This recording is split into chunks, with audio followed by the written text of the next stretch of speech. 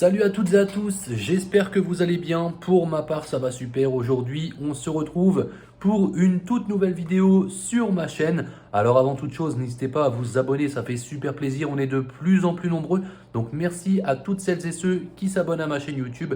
N'oubliez pas également d'activer la cloche des notifications pour être au courant de toutes les prochaines vidéos. Voilà, vous aurez la petite notification et comme ça, dès que je sors une vidéo, vous serez directement au courant. Donc c'est vraiment une fonctionnalité qui est, j'ai envie de dire, qui est géniale, tout simplement. Voilà, pareil, si la vidéo vous plaît, n'hésitez pas à mettre un petit pouce bleu. Merci à toutes celles et ceux qui le feront. Et si vous avez des choses à rajouter, des questions éventuelles, n'hésitez pas à mettre un petit commentaire sous cette vidéo, les amis.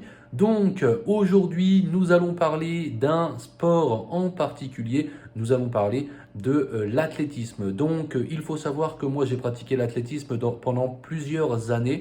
J'ai fait des compétitions, j'ai fait beaucoup d'entraînement, etc. Donc c'est quelque chose que je connais particulièrement.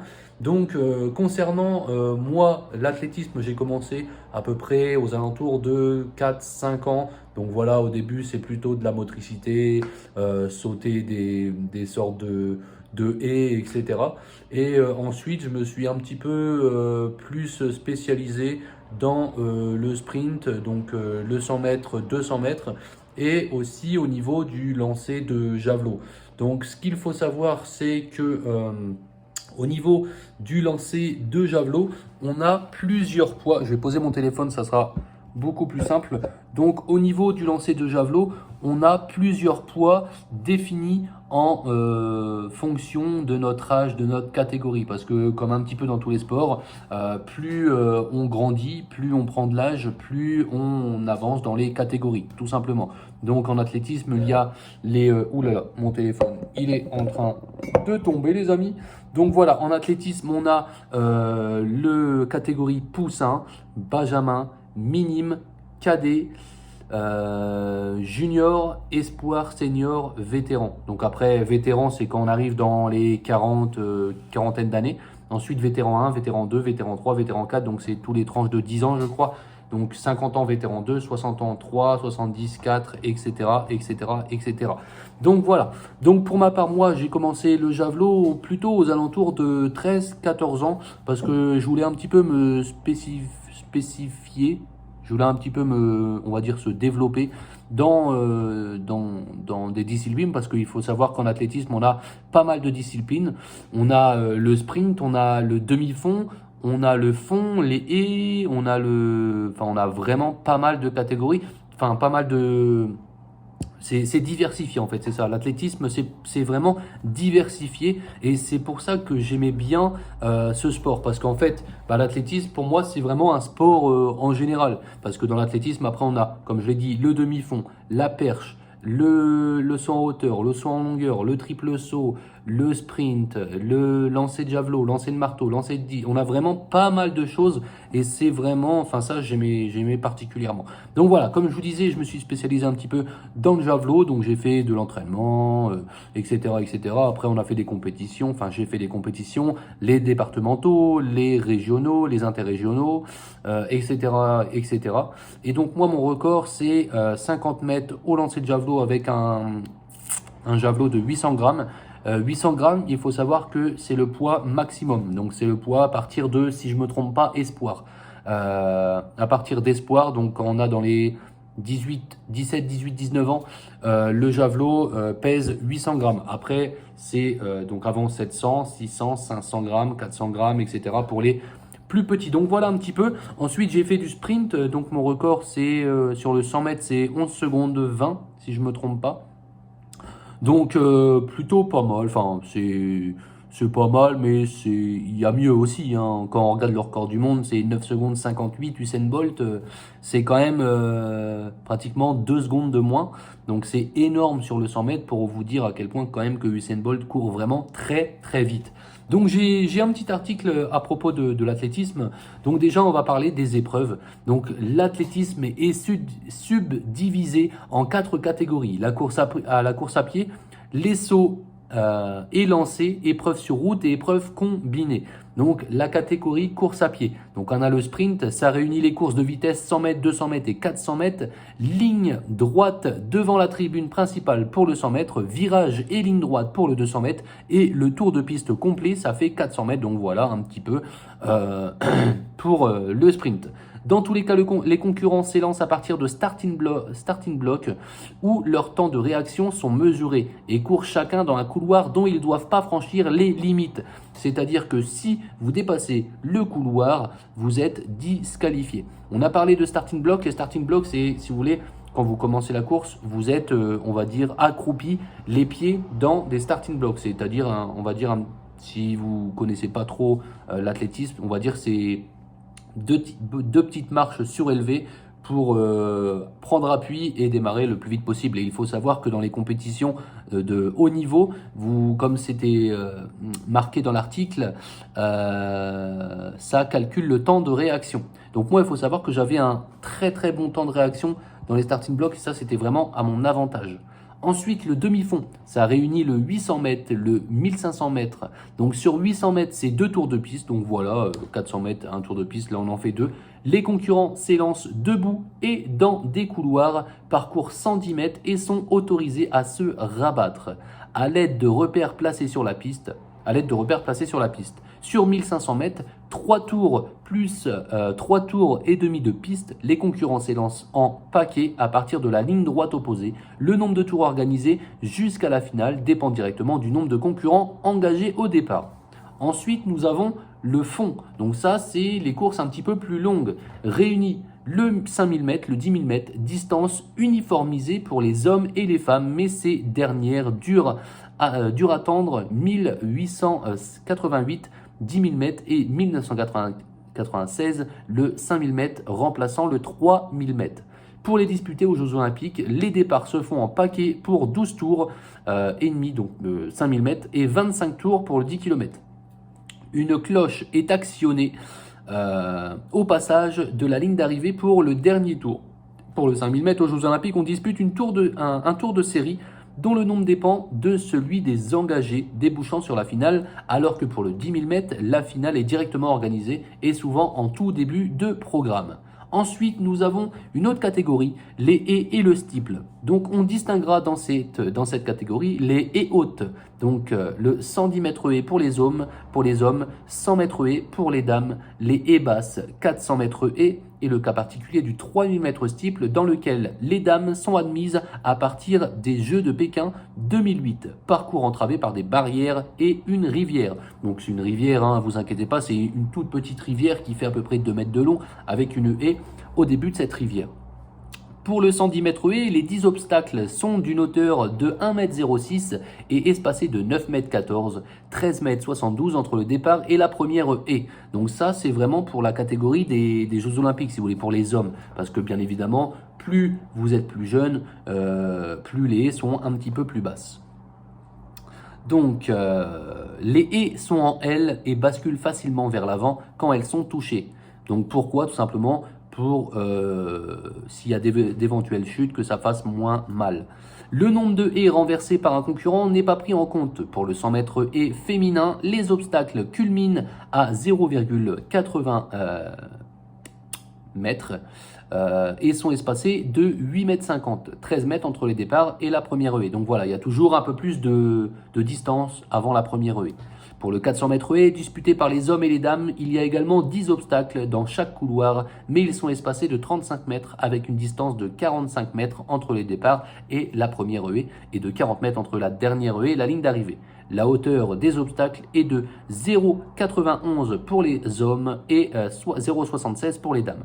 Dans tous les cas, les concurrents s'élancent à partir de starting block, doivent se maintenir dans leur couloir durant toute la course et comme pour les épreuves de sprint, il y a un grand nombre d'engagés au départ, surtout pour les 2 distances courtes, entraînant beaucoup de séries éliminatoires de premier tour, puis deuxième tour, quart de finale, demi-finale et finale. Donc voilà, on l'a dit pareil dans ce petit paragraphe, c'est-à-dire que si vous dépassez, si vous ne restez pas dans votre couloir, vous êtes directement éliminé de la course.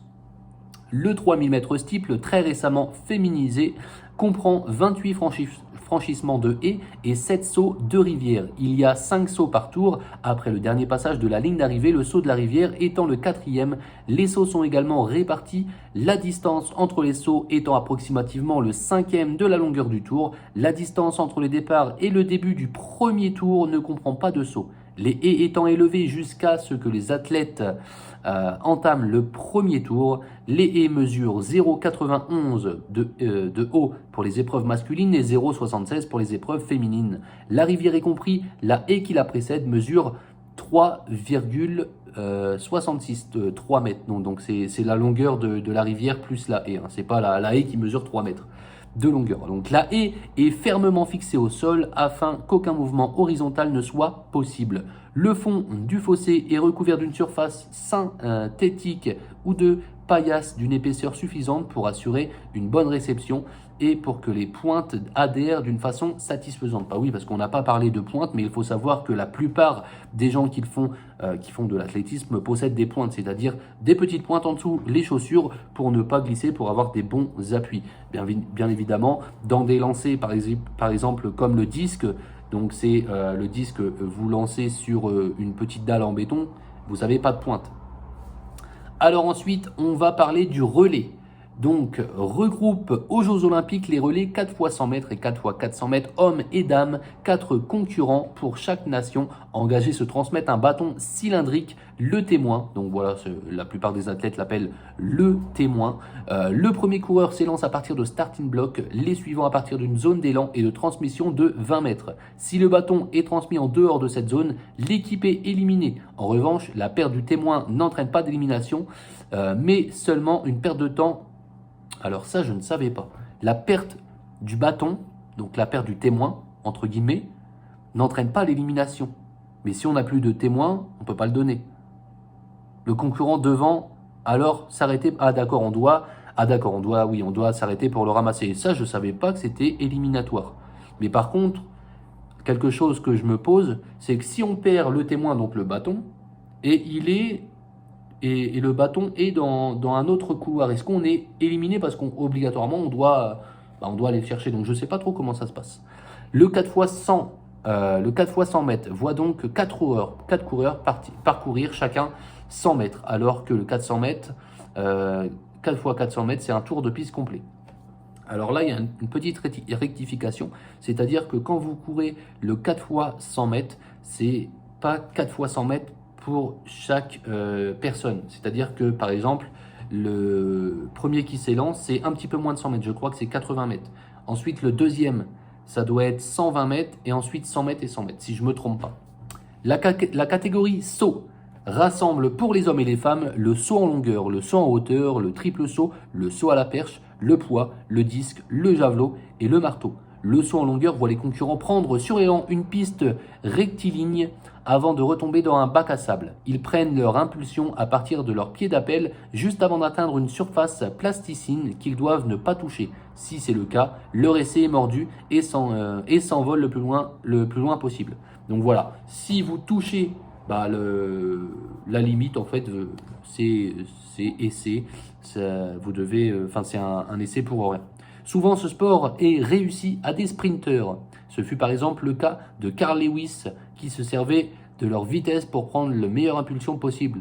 Les concurrents passent d'abord par des qualifications et les 12 meilleurs sont retenus pour la finale. Donc voilà, ils sont en train de dire que pour le saut en longueur, majoritairement, c'est des gens qui courent déjà assez vite, qui vont le plus loin possible. Ensuite, on a le saut en hauteur. Voit les concurrents s'attaquer à une barre horizontale placée de plus en plus haut après une course d'élan, puis retomber sur un tapis rembourré de mousse. Depuis 1968, la technique généralement utilisée est celle du Fosbury, du nom américain Dick Fosbury qui l'a inventé. C'est-à-dire un saut dorsal. Il était auparavant ventral. Les concurrents passent d'abord par des qualifications avant de se retrouver à 16 en finale. La barre est d'abord montée de 5 en 5 cm, puis 3 en 3 cm. Généralement, le dernier concurrent en lice peut demander la hauteur qu'il veut une fois qu'il est sûr d'avoir gagné, afin de faire une tentative contre le record du monde qui est toujours à 2,45 m par le Cubain Javier Sotomayor. 2,45 m, c'est-à-dire que la personne a franchi 2,45 m sans avoir touché la barre, c'est incroyable. Ensuite, on a la catégorie épreuve sur route, comprend le marathon, donc 42 km, donc c'est même pas 42 km, c'est 42 km 195 mètres pour les hommes et pour les femmes. La marche sur route, 20 km et 50 km pour les hommes, et la marche sur route, ah d'accord, 20 km et 50 mètres pour les hommes, par contre pour les femmes, c'est uniquement 20 km. Pour les épreuves combinées, les amis, à savoir l'heptathlon chez les femmes et le décathlon chez les hommes. Les concurrents s'affrontent dans plusieurs épreuves athlétiques pendant 2 jours. Les points sont attribués en fonction du classement pendant 2 jours.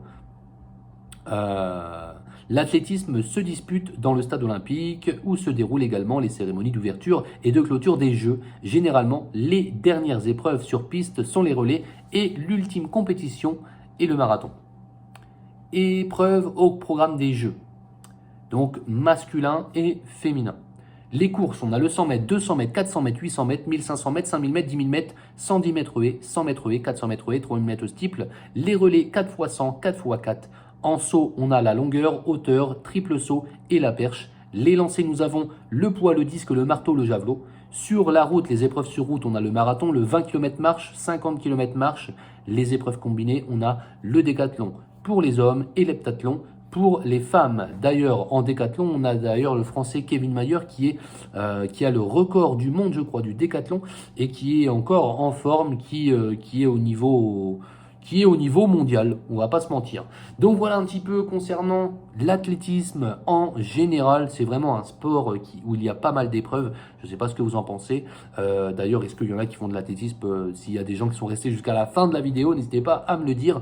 Donc n'oubliez pas de mettre un petit pouce bleu sur la vidéo, très très important, et de vous abonner si ce n'est pas déjà fait. Ciao!